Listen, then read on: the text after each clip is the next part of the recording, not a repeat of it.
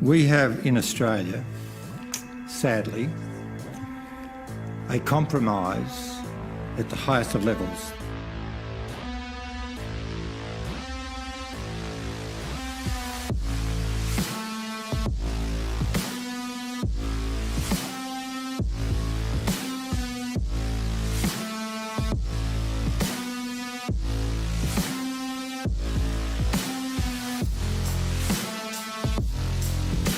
So, having produced a set of documents to the Royal Commission, which includes, disturbingly, documents that name in one document 28 people as alleged pedophiles, includes a whole lot of prominent people, and I think to protect the discretion of the Royal Commission, I won't comment on what the Commission thought, except that they thought it was outside the terms of reference of the Royal Commission. Could you explain to me why that is so? I actually want to go to the proposition, Mr. Attorney, that we should include in the terms of reference the institution of the law. And I have documents here which the Royal Commission has seen to justify that case, and in fact every Attorney-General, from Attorney-General Ruddock till now, has seen some of these documents. They are police documents, and they are very disturbing.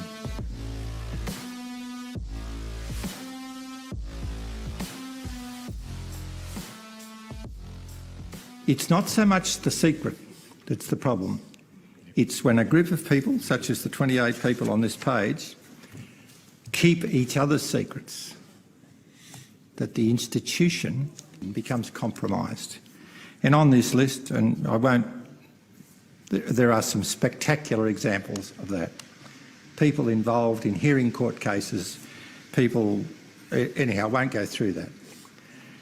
I just appeal for the thousands and thousands and thousands of people in Australia, and the Royal Commission, to its credit, is demonstrating the disgusting culture of some of our institutions. I appeal for you to give consideration to cleaning up this act. I mean, the Royal Commission, the Wood Royal Commission, as you know, Mr. Attorney, was about to explore who the legal fraternity people were that used to attend Costello's, the boy brothel club in Kellett Street, King's Cross. And I've actually got the list here. And a lot of them are still practising. But the judge of the day of the Royal Commission decided it was a no-go zone, and Paddy Bergen, counsel assisting at the time, said, "We'll rise for morning tea," and they never went back to it. And I did ask the Commissioner why. He said he'd deny it if ever I mention it. I think it's time to mention it in view of the good work of the Royal Commission. He said, "We've decided not to revisit that issue because the public would lose confidence in the judiciary." Because the public would lose confidence in the judiciary. I think it's time, like the churches and our other institutions who are now facing up to the truth, I think it's time the institution of the law faced reality. In recent months, I've put a proposition to the Royal Commission into the institutional treatment of children, and it's pretty heartbreaking to see what's gone on and what's been denied for the last 50 years now being exposed as a reality. It's broken a lot of hearts. There's a former Prime Minister on this list, and it is a police document. When the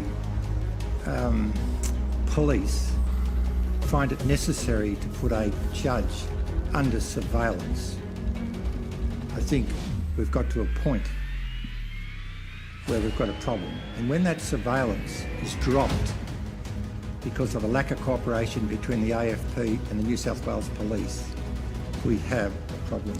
It's like the denial of the priests and the altar boys for 50 years. I've put forward a case which I initiated to remove a judge from the bench in New South Wales during the hearing of the case and from the bench, during the case, said to the court that he thought the law was out of date and that sex for siblings should be now legal and that it shouldn't be illegal for men to have sex with children. And I found that despicable and despising and a complete bias of display from the bench. I've tried in vain to get a federal judicial commission. And I think the treatment in the federal jurisdiction of children by some people in the jurisdiction of the Family Law Court is disgusting and a disgrace, and some of those children are a tool for attorneys in representing cases. I think it's time we gave consideration to cleaning up the Act.